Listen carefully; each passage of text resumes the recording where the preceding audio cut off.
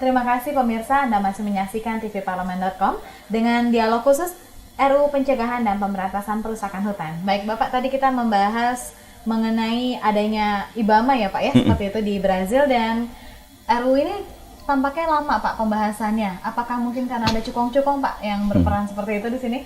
Iya, memang ini menarik ya. Iya.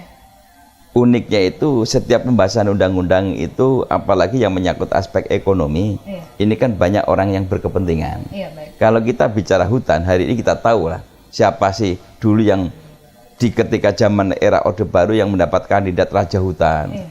Nah, yang selama ini mereka sudah menikmati hasil hutan yang mereka tidak usah menanam dan kemudian hanya menikmati hasilnya.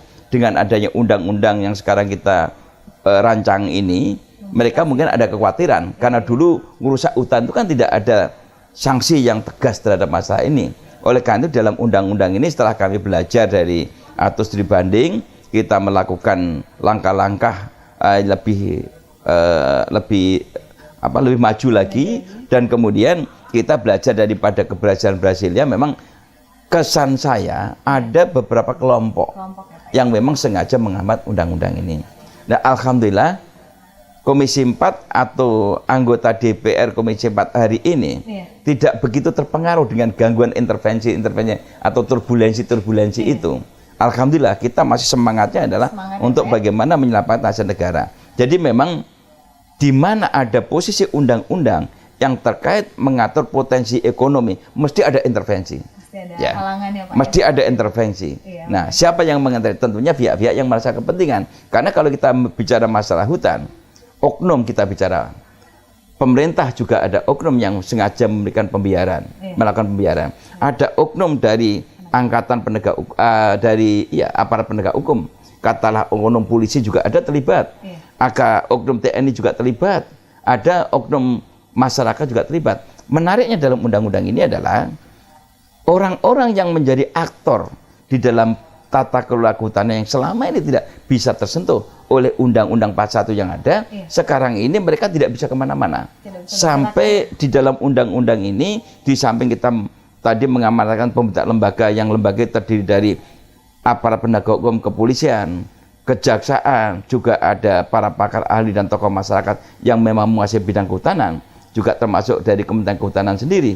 Kita juga berikan pintu kepada pemerintah dan aparat penegak hukum bahwa pemerintah bisa melakukan kerjasama bilateral dan multilateral, supaya kalau ada orang-orang yang melakukan perusakan hutan dan mereka itu tidak berdomisili di Indonesia, karena indikasi kemarin berita yang santer bahwa yang melakukan pembakaran perusahaan-perusahaan ini orangnya ada di luar negeri, itu kita bisa jerat hukum karena aparat penegak hukum bisa kerjasama dengan Interpol.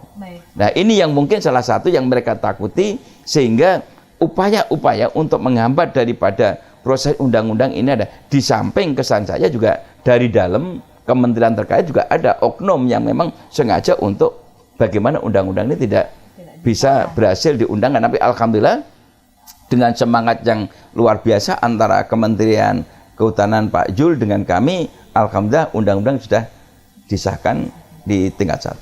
Baik, jadi ya, dan DPR ini sendiri 8 fraksi ya Pak ya menyetujui, tetapi hanya PDIP ini Pak yang tidak menyetujui. Apa alasannya Pak?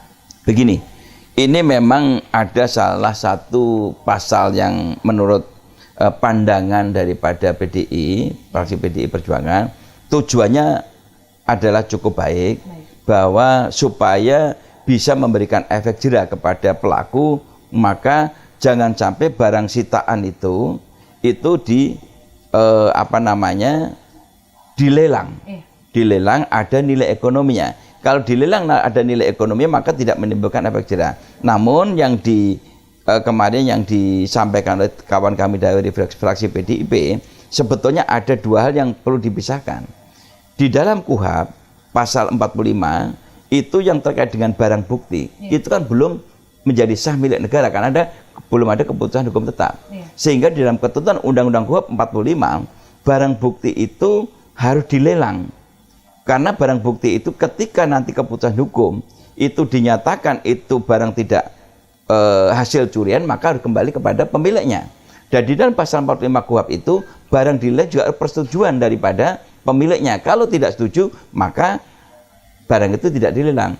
Artinya bahwa di dalam pasal 44 itu mengatur tentang barang sitaan itu tidak boleh dilakukan serta-merta untuk kemudian dihibahkan kepada negara, kan itu masih ada proses hukum. Itu belum menjadi sah milik siapapun karena masih barang bukti. Namun kalau nanti sudah diputuskan melalui keputusan hukum tetap, maka boleh saja pemerintah melakukan sesuai dengan amar keputusan pengadilan. Apakah itu pengadilan mengetok palu harus dihibahkan kepada untuk kegiatan aktivitas sosial atau itu harus dimusnahkan, itu tergantung amar keputusan daripada pengadilan. Nah, beda lagi dengan barang temuan. Kalau barang temuan itu adalah barang tidak bertuan yang tidak ada yang punya, sehingga barang temuan itu langsung otomatis bisa dipakai untuk kepentingan sosial dan bisa disita oleh negara. Nah, ini yang sedikit ada salah pengertian, dan kami sudah berulang-ulang menyampaikan dasar hukumnya adalah KUHP pasal 44 dan 45 tentang masalah barang sitaan. Dan insya Allah mereka sudah bersepakat dan paling besok itu hanya memberikan management note. Baik, jadi sudah ada kesepahaman. Sudah, mereka sudah kemarin pada waktu keputusan K1 mereka sudah setuju. Ya, hanya management nota itu mekanisme dan bahasa undang-undang seperti itu. Oke, akan kita bahas kembali Pak. Ya. Dan pemirsa jangan kemana-mana, tetaplah bersama kami di TV Parlemen.com.